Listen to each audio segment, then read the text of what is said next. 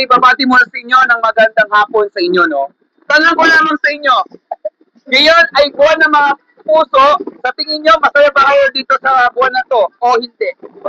Masaya po, masaya. Masaya, ikaw naman. Para saan po? Sobrang saya. Sobrang saya. Bakit po, sakto lang. Sakto lang. Akin po, napakasaya. Napakasaya. Hindi po masaya. Hindi masaya. Hindi ko po alam. Hindi mo rin alam. Okay, sige. Sa tingin nyo po ba, kayo po ba ay positive sa darating na February 14? Positive ba kayo dito or negative? Positive po, positive. Equal po. Equal. Negative po kasi madami po dito mga tao. Mga tao. Positive po, positive. Positive naman. Ano din, positive. Positive. O, ikaw. Ito na sa to. Oh. Positive. Positive po. Positive. Okay, ganito. Pakinig mo na kayo, no? Sa tingin nyo, ano ba ang pinaka nakakatakot ba dito sa tatlo na ito? Pag-ibig ba, utang sa pera, o kamatayan? Para sa iyo, ano ba ang pinaka nakakatakot dyan at bakit? Ano po, utang. Hindi ako makatulog. Ang hirap nun, sir. Ay, may hirap po. Sige. Huwag mo takpan. Although ikaw, Kamatayan po. kamatayan. Ikaw naman. Sa akin po, kamatayan kasi mamimiss ko po yung mga mahal tao sa buhay. Oo. Para sa akin po, kamatayan. Kasi po, yung mga bagay na yan, mababawi lang po ng madali. Ako po, pag-ibig. Kasi pag umibig ka, parang namatay ka na din. Okay, sa tingin nyo, mahirap ba magmahal ng isang tao sa panahon ngayon kumpara dati? Opo, sir. Gawa Bakit po yan? ng sa social media kung anong po nakikita nila, ayun din po yung ginagawa nila sa relasyon. Kumbaga may social standards po. Ikaw Naman naman. po, opo, kasi po yung mga babae po ngayon, high standard. Oo. Para po sa akin, opo, kasi po, ang dami ng pakarap po ngayon. Okay. Sa akin, sir, opo, mga iba na ang mga ugali ngayon ng mga babae. Sige. Ano po tanong? Anong tanong? Ano po tanong? Sa tingin mo ba, makinig mo na, sa tingin nyo ba mahirap ba magmahal ng isang tao sa panahon ngayon kumpara dati? Hindi ko po alam. Hindi mo alam. Sige, naiintindihan ko. Pero ito, sa tingin nyo po ba, bakit kayo natakot sa kamatayan? Yung iba? Oh, kamatayin daw. Ano po kasi, wari po, namatay po kayo. Hindi niyo po mababalik yung mga alaala na nagawa niyo. Ay, Ikaw? Anyone? kamatayin daw. Oh, ako po yung kaya takot ako mamatay gawa ng hindi ko na magagawa yung mga gusto ko pang gawin. Oo. Halimbawa lamang, kunwari gusto nyo mabuhay ng napakahaba, ilan pa kayang taon gusto nyo magtagal dito? Kahit anong numero? Immortality po. Mortality, sige, go! Mga 200 years. 200 years? Kahit pa gusto ko pag kasama ng kasabay po ng mga mahal ko sa buhay. Okay. Ako 80 years. 80 years. 0 years. Ano po? Sandaan lang, ayos na. Ikaw naman. Sa akin po, kung kailan po ang gusto kunin ni Lord. Okay. Pero alam niyo ba hanggang kailan kayo magtatagal dito sa mundo na to? Paganto kasi. Ikaw muna. Hindi po. Hindi, ikaw. Hindi ko po alam. Hindi rin alam, no? Ewan ko po. Ewan. Hindi ko rin po alam. Hindi. Hindi ko po alam. Ikaw. Hindi po natin malalaman pero yun lamang po, no? Totoo talaga, wala talaga Ano ba? nakakalam, no? Kasi wag naman sana, biglang sa gitna ng interview, bigyan tayo pagsaan dito ng puno. O wag naman sana, bigyan tayo pagsaan ng kuryente, masagasaan, o iba pa. Yung ay tinatakot, no? Pero ang buhay lang talaga ay maiksi lamang, no? Ngayon, para masahan nyo maintindihan, sundan nyo lang yung aking mga katanungan. Tanong ko lamang sa inyo, kayo po ba isang mabuting tao po? Opo. Wow, confident. Yes. Medyo. Medyo? Hindi po. Hindi. Depende sa mga tao. Depende sa mga tao. Ganun din po. Depende sa tao. Halimbawa, guys, i-grade nyo ang sarili nyo daw from 1 to 10. 1 daw, masama daw kayong tao, or 10, masama daw kayong mabuti. Saan nyo po nilagay sarili nyo from 1 to 10? Sir, 5. 5. Para sa akin, 5.5. Oh, 5.5. 6.1. 6.1. May butal pa. 4 po, 4. 4. Diba? 7 po. 7. 6, 7. 7. O go! Ano po? 5. 5 lang. Okay, para sa inyo, ano ba ibig sabihin ng mabuti sa inyo? Para sa inyo, ano ba ibig sabihin ng mabuti? Kahit word lang. Tapat. Tapat. Tumulong sa kapwa. Tumulong sa kapwa. Guwapo. Oh, gwapo. Wow. Ikaw. O muna. Pag hindi, di pa ako. Mapagmahal. Pagmahal. Yung sinasabi mo, pag pangit. Pangit ka kasi.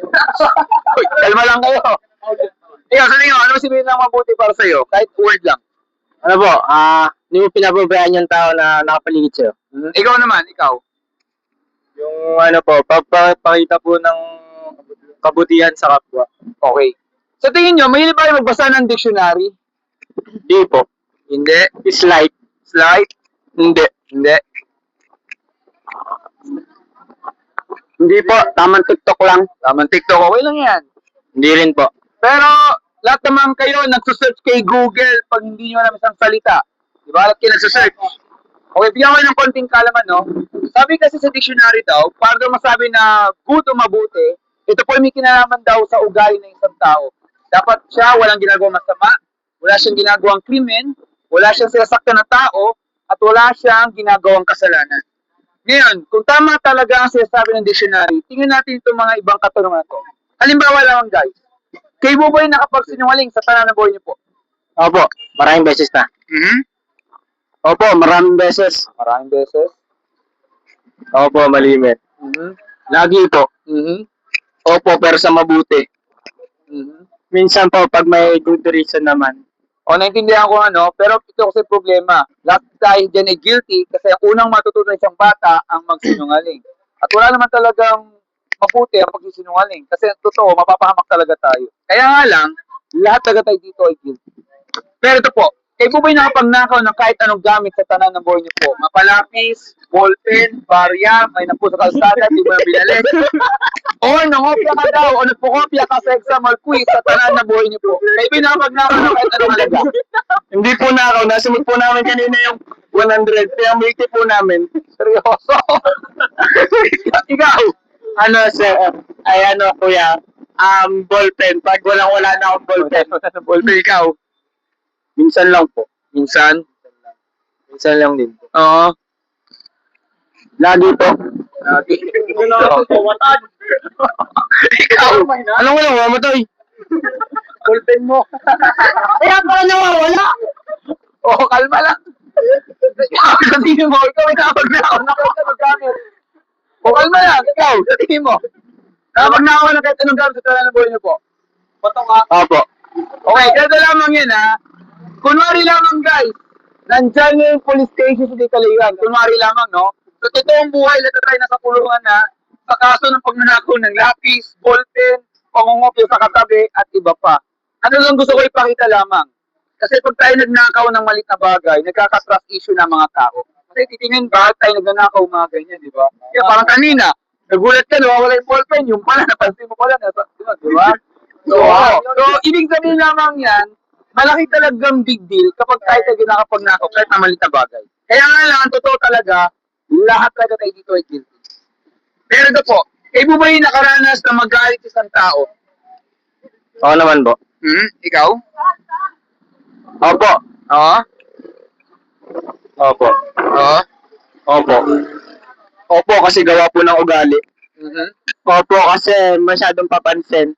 Yun nga, syempre, halimbawa guys, kunwari, niloloko kayo o sinasaktan ng isang tao, no? Opo. Syempre, kalau mo sabihin, hindi ka nasasaktan, pero sa loob ng puso mo, parang gusto mo lang manuntok ng tao, pero sa isip lamang. Ibig sabihin, hindi mo kailangang sumapak ng tao. Kailangan mo lang pala magsabi ng hindi magagandang salita sa isip lamang. Kaya lamang, lahat na tayo dito ay guilty.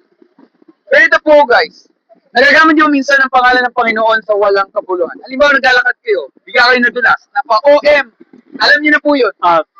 Ikaw? Opo. Opo, pag nag-ML. Ako. Opo, pag namamatay sa laro. Grabe na. Ikaw? Opo. Opo. Ano bang tanong? O, nagagamit mo minsan ang pangalan ng Panginoon sa walang kabuluhan. Di ba nabibigyan ka na? Napapa-OM, alam mo na. Opo. Okay, tanong ko naman sa inyo, mahal niyo ba mga nanay niyo? Oo naman po. The Lahat best naman- ma'am. Lahat naman, no? Mahal niyo mga nanay niyo. Opo. O, ikaw? Opo. Mhm. Opo. Mhm. Siyempre po, mamas boys. Sobra po. Halimbawa lamang, kunwari kayo ay nagpapalipas ng oras o kunwari naglalaro kayo ng ML at bigla na lang nabanggit nyo sa bibig nyo ang OM pero pangalan ng nanay mo na wala siyang kinalaman sa mga pinagagawa nyo. Yung OM, insert mother's name. O alam mong banggitin nyo yun, panggulat lamang? Hindi po. Hindi. Hindi po. Hindi. Hindi po. Hindi din po. Hindi rin? Hindi rin po. Mali po yan, mali. Hindi. Kasi talaga hindi nyo kayang gawin yan kasi mahal nyo po mga loved ones nyo. Kaya hindi nyo sila kayang mabastos. Ngayon, sana, gayon din po yun sana sa Panginoon. Kasi siya naglikha ng napakagandang panahon na to, pero dapat hindi nagagamit sa walang kabuluhan. Ang tawag kasi doon ay blasphemy or pambabastos. At lahat na tayo dito ay guilty. Yun yung namin ko sa inyong anim na hindi ko kayo sinisiraan, hindi ko kayo ino-open. Kasi yung tanong na yan ay tanong po ng lahat sa atin. Sa tingin nyo kaya, halimbawa, kapag po tayo mamamatay kunwari at haharap tayo sa judgment day ng Panginoon, sa tingin nyo, kayo ba'y guilty sa nagawa nyong kasalanan or innocent kayong tao? Guilty po. Guilty? Guilty po. Guilty? Hindi ko po kasi masasabi pa sa ngayon. Kaya, Ano mo rin masabi? Ikaw? guilty po. Guilty po. Guilty po. Sa tingin nyo, saan kayo pupunta kunwari pag kayo'y namatay? Sa langit ba kayo pupunta o sa impyerno? Tanong lamang po. For me po, kung tatanggapin mo ng buong buhay po sa puso mo, Panginoon, sa langit. Pero pag hindi, pwede ka din mapunta sa impyerno. Mhm. Ako po, San Pedro. Bakit po? Langit. Sir, ano pong tanong? Sa tingin mo, saan ka pupunta kunwari pag ikay namatay? Sa langit ka ba pupunta o sa impyerno? Tanong lamang po. Sir, wala pong kasiguraduhan. Walang kasiguraduhan. Naintindihan ko naman. Langit po, langit. Langit. Langit din po. Okay, alam ko maraming tao gusto naman talaga ay sa langit pupunta o marami naman ang sinasabing hindi pa talaga sure. Pero para mas malaman nyo, bigyan ko kayo ng mabilis na halimbawa. Kunwari may isang kriminal. Halimbawa lamang ang kanyang krimen ay nagnakaw siya ng pera sa bangko. Kunwari lang yun nung siya hinuli ng mga pulis at siya dinala sa korte, ito po ang sasabihin niya sa judge. Judge, guilty po sa gawang kasalanan, pero hindi ko po alam kung saan ako pupunta. Siyempre, magagalit ang judge kasi sasabihin niya, paano hindi mo alam, pero alam mo, yung ginawa mong kasalanan ay pwede kang mapahamak. Tama po ba? Opo. Diba? Kaya ang totoo talaga, kailangan pagbayaran ng kriminal ang kanyang nagawang kasalanan, kailangan talaga siyang itapon sa kulungan. Tama po ba? Opo. Tama po yan? Opo. Yun nga. Kasi yung pong sinasabi ko po kasi guys, ay ganyan din ang sinasabi ng Bible. Sabi kasi sa Biblia, ang mga tao nagsinungaling, nagnakaw, nagtanim ng galit, at iba po mga nagawang kasalanan. Magaan man yan o mabigat, ginawa natin yan o sa isip lamang, pero sa mata ng Panginoon ay walang marating sa langit, hindi makikita ang karan ng Diyos kung hindi tatapon po sa nagabagang apoy o impyerno. Sa tingin nyo kaya, kayo po bang anim ay nag-alala na maaaring kayo pong lahat ay sa hell mapupunta, subalit hindi lang kayong anim. Lahat tayo kasi may nagawa tayong kasalanan sa harap ng Panginoon. Kayo po ba'y nag-alala sa sinasabi ng Biblia? Opo. Ikaw? Nag-aalala po. Hmm?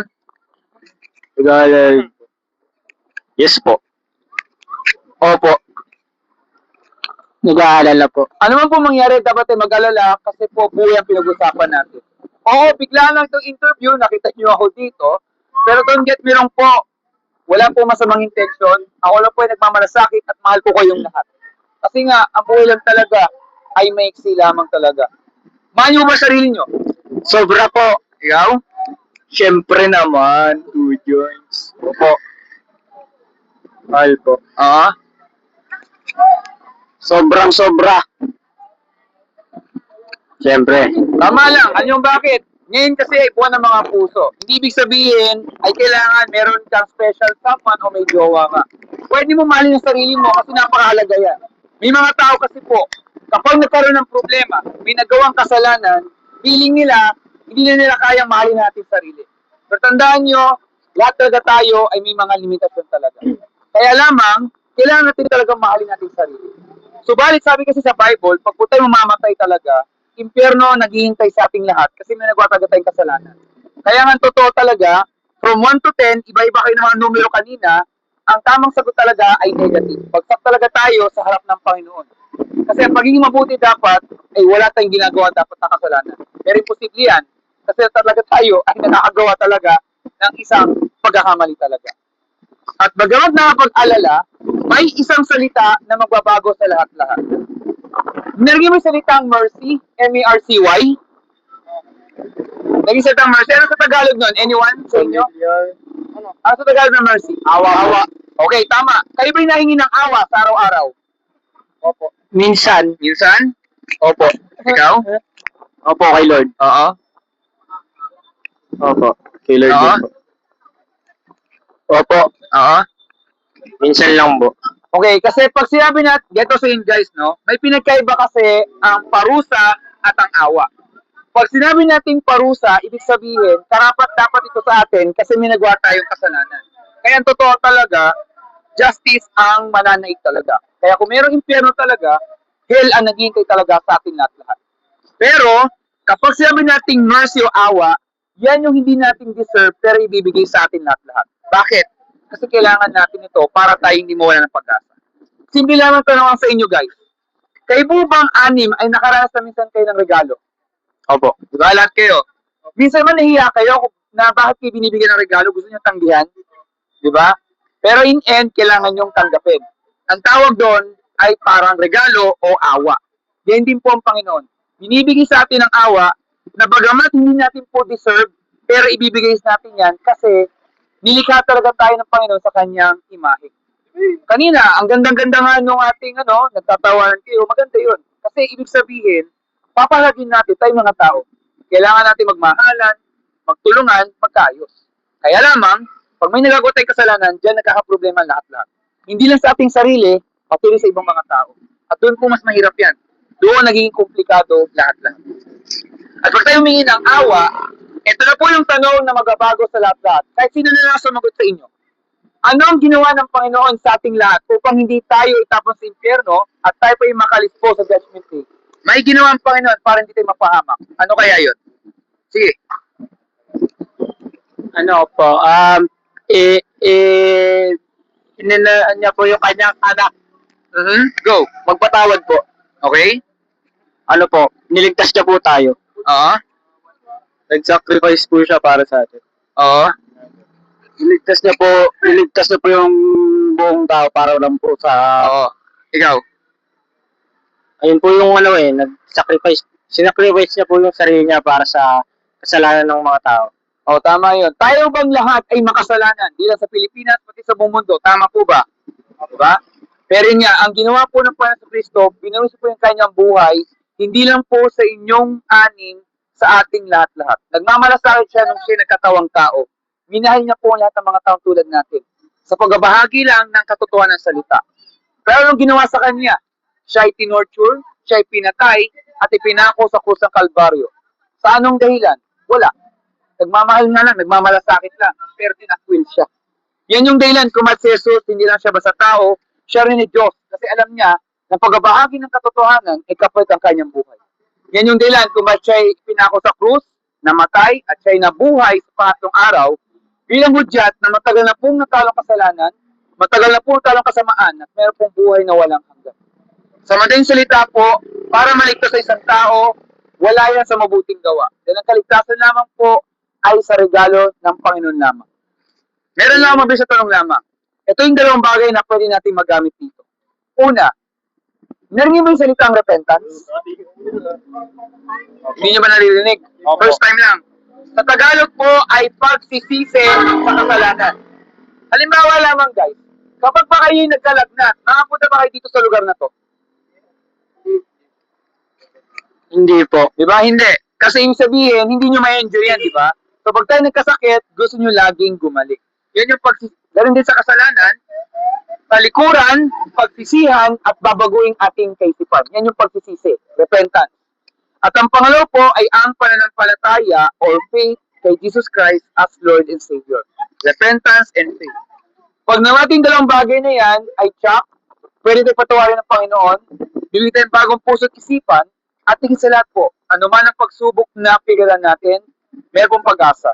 Hindi sa mundo na to, kundi sa Kanya lamang, at dahil doon, meron pong buhay na walang hanggan. So, bago po umalis, meron na ako sa tanong lamang.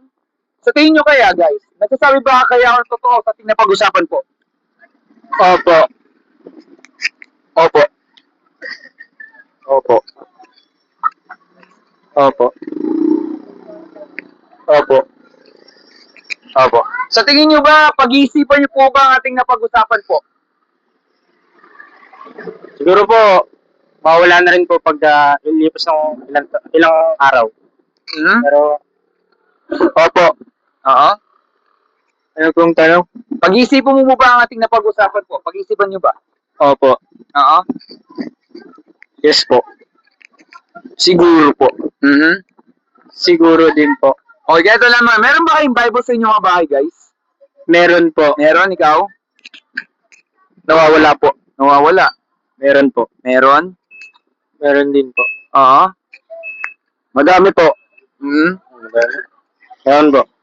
Pero nagbabasa ba kayo araw-araw? Hindi po. Hindi. Minsan. Minsan? Hindi rin po masyado. Okay. Minsan po. Bible verse lang po. Oo. Pag natupuhan po.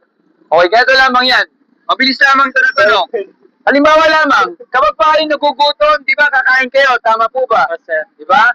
So sana, ganun din po sana sa Bible. Sana mabasa natin ang kanyang salita araw-araw sa ano mang mangyari. Kasi tayo po nilikha sa larawan ng Panginoon. Ibig sabihin, ang kanyang pong salita ang maging gabay natin habang buhay. Bilang pagkatapos po, ang masamang balita, walang mabuti sa atin, lahat po tayo makasalanan, lahat po tayo talaga ay sa hell mapupunta. Yan ang justice ng Panginoon sa ating lahat-lahat. Pero ang mabuting balita, marami naman maliligtas. Hindi nga lang po lahat, guys. Pero syempre, guys, maganda kung kayong anim ay maliligtas kayo, kung kayo talaga ay nagsisi talaga sa kasalanan, yan yung repentance, at nanampalataya or faith kay Jesus Christ as Lord and Savior.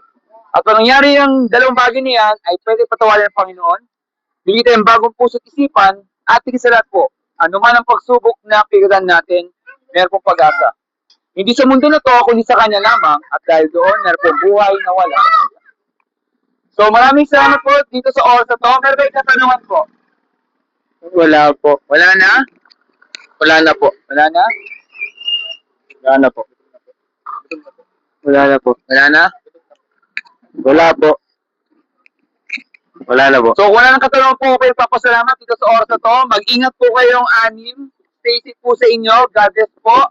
At babati na lang po sa inyo na isang happy heart month po sa inyong anim. Maraming salamat. Ingat po kayo.